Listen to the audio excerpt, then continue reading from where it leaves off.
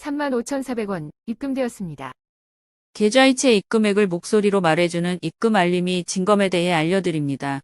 손님이 돈을 보냈을 때 핸드폰에서 삐릿삐릿하는 문자 알림은 오지만 입금액이 얼마인지는 확인하기 어렵습니다. 입금 알림이 진검은 은행에서 발송하는 푸시 알림을 이용해서 입금액을 목소리로 알려드립니다.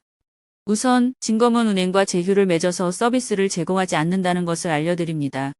은행들은 계좌로 돈이 입금되면 핸드폰으로 그 내용을 알려주는 입출금 알림 서비스를 제공합니다. 입출금 알림 서비스를 받는 방법은 두 가지입니다. 은행에서 제공하는 뱅킹 앱을 이용하거나 SMS 문자 메시지를 통해서 받을 수 있지요.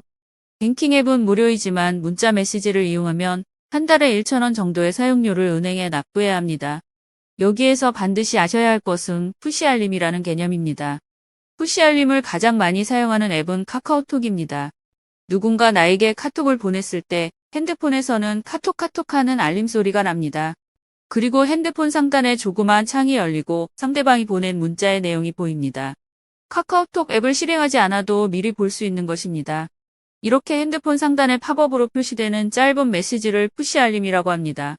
입금 알림이 진검은 이 푸시 알림을 이용해서 입금액을 찾아냅니다. 은행의 입출금 알림 서비스를 신청하면 은행은 위와 같은 푸시 알림을 보내줍니다. 입금 알림이 진검이 제대로 작동하려면 반드시 은행에 푸시 알림이 날아와야 합니다. 진검 앱을 설치하기 전에 해당 계좌로 돈이 들어오면 은행의 푸시 알림이 핸드폰 화면 상단에 뜨고 있는지 반드시 확인하세요. 진검은 은행에서 보낸 푸시 알림에서 입금액을 찾아 인공지능 목소리로 바꿔주는 아주 간단한 앱입니다. 입출금 알림 서비스는 직접 은행에 가서 신청하시거나 뱅킹 앱을 이용하면 됩니다. 그리고 알림 서비스 신청 시 입금 최소 금액이나 알림 시간 설정을 제한 없이 모두 풀어놓아야 합니다. 입금 알림이 진검을 설치하시기 전에 반드시 등록하려는 계좌로 돈을 한번 보내보세요. 은행에 푸시 알림이 오지 않으면 진검도 작동하지 않습니다. 갤럭시 등 안드로이드 핸드폰은 푸시 알림의 내용을 다른 앱에서 확인할 수 있는 기능을 허용하고 있습니다. 카드 결제 금액을 핸드폰에 자동으로 기록하는 가계부 앱에서 많이 사용하는 기능입니다. 이 기능을 허용하기 때문에 입금 알림이 진검은 어떠한 은행의 푸시 알림이라도 금액을 찾아낼 수 있는 것이죠. 하지만 애플의 아이폰은 이 기능을 허용하지 않고 있습니다. 입금 알림이 진검의 아이폰 버전이 없는 이유입니다. 핸드폰은 배터리 사용 시간이 매우 중요합니다. 모든 핸드폰 제조사는 사용 시간을 최대한 늘리려 합니다. 배터리는 핸드폰에 화면이 켜져 있거나 인터넷 접속을 하고 있으면 빨리 닳습니다. 따라서 핸드폰 제조사는 일정 시간이 지나면 자동으로 화면을 꺼버리는 것은 물론 인터넷 접속도 차단시켜버립니다. 인터넷 접속을 차단하는 기능을 낮잠 모드라고 하는데 이 기능은 사용자가 마음대로 조절할 수 없습니다. 은행이 푸시 알림을 보내면 그 정보는 인터넷을 통해 사용자의 핸드폰에 전달됩니다. 그런데 핸드폰이 낮잠 모드에 들어가면 은행이 보낸 푸시 알림이 실시간으로 전달되지 않습니다. 몇 분 정도 지연되는 것은 다행이고 어떨 때에는 핸드폰을 다시 켜야만 알림이 오는 경우도 있습니다. 장사할 때 손님은 이미 돈을 보냈다고 하는데 내 핸드폰에 알림이 한참 있다가 띵동 울리는 경우는 바로 이 낮잠 모드 때문입니다.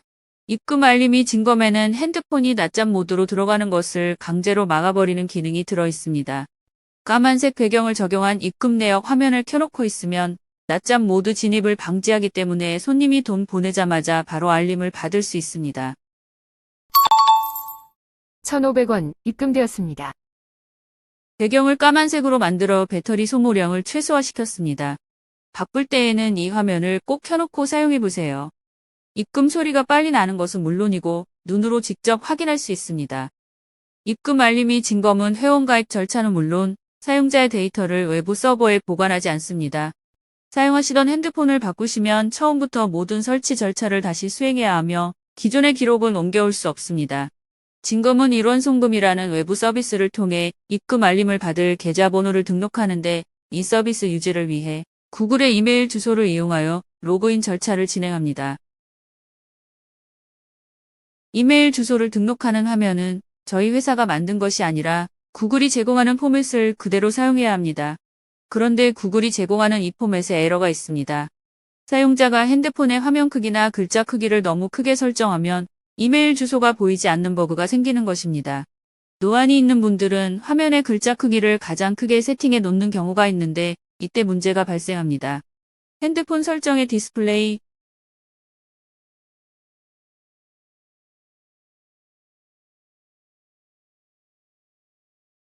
글자 크기와 스타일 화면에서 글자 크기를 중간 정도로 세팅하면 이 버그가 발생하지 않습니다.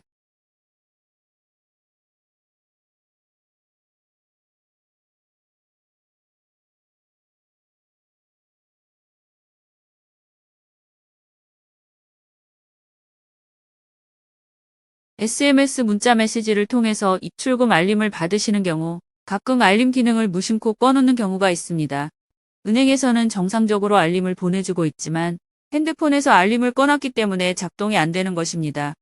화면에서 보이는 종 모양이 하얀색으로 꺼져 있으면 알림이 오질 않습니다. 반드시 파란색으로 켜져 있어야 푸시 알림이 오고 진검이 작동합니다.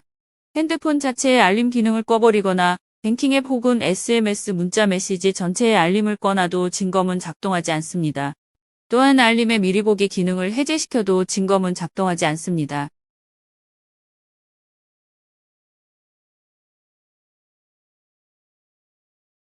뱅킹 앱을 사용하는 경우 어느 날 갑자기 진검에서 소리가 안 나는 경우가 있습니다.